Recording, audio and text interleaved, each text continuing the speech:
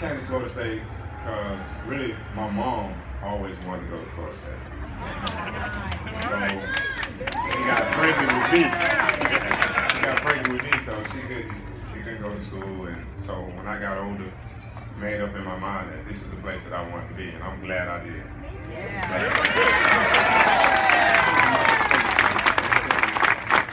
You know, I've heard in recruiting, you can't beat it if mom wants you to go there. You got a long way to go. Pete, a lot of y'all may not know the Gatorade 1996 Basketball Player of the Year in Florida was Peter Warrick. Tell us about, did you think about basketball a little bit? Where might you have gone if you decided to shoot hoops? Florida State. Well, I'm going to say that you need to know that Dean Smith and the North Carolina Tar Heels tried really hard to get him to play basketball, so this man had a real commitment to Florida State. There's no question about that. Let me ask this, did you enjoy playing basketball? Did you enjoy hoops? Yes, I love basketball. I mean, basketball was really my passion. But honestly, I just knew I wasn't going to be tall. That's really what it was. That's a pretty good reason. It's a pretty good reason. Now, Pete, let me ask this, and I got some names, but you know them. I want you to picture Practice up here. He comes out as a Seminole. Now, when this man, awfully talented, when he went to practice, and we had wide receiver practice, tell them the names of the people that you practiced with out here. Close to you. Randy Moss, Lavernius Coles, Snoop Dennis, Anquan Bolden, Ron Dugans, and Peter Warrick. And can you all imagine, Corey played pro ball, there are a lot of NFL teams that do not line up with that in practice. Isn't that correct, Corey? No, that was definitely a who's who of receiving. I mean, Moss will go down as one of the greatest receivers to ever play the game, period. But you know, there were some battles in the spring. And Anquan Bolden's still doing it. So practice was pretty good. Now, you know, practice makes perfect. Pete was good, but practice was damn competitive. It sounds like that. I beat Corey in high school, too. That's the real reason I came to Florida State, so I can finally win a game.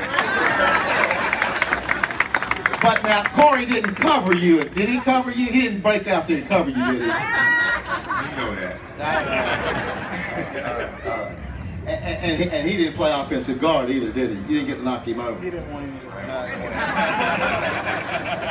All right, Randy, get ready to cue it up for this one. Randy Allen. There was a play at Florida, Pete, that I really liked. It was towards our end zone. We're playing Florida down there, and it's been called one of the most important Sod wins ever, because if Chris Winkie and Pete and the guys don't beat Florida, we don't go to the national championships. So we got to drive 145 miles down to Gainesville. We got to take on a tough Gator team. Steve Spurrier thought he was cute, so he was playing 2 quarterbacks in the first quarter. Bobby out-cuted him. We had 4 people play quarterback in the first quarter. Chris Winkie, Marcus Outson, Dan Kendra, and then he thought he'd put 9 back there just for fun.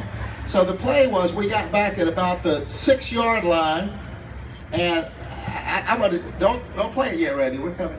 And so what happened was we said, Pete, you just run, do whatever the heck you want to do. Pete runs left, he doesn't quite see that he'll make it there. He gets to about the 2 when we wanted to score. So he came back to the middle, and then he went to the right, and then he scored. And Randy, what did Gene Deckerhoff and Peter Tom say? What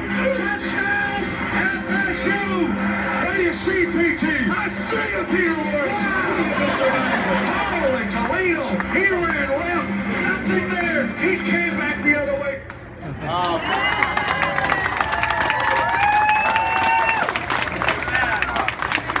Now, Pete, frankly, look, you go in at shotgun quarterback, and you're 6 yards back, and it just looks to me like you're just the best guy on the field, and you're going to do what... Was there really a play? What were you supposed to do? Just score?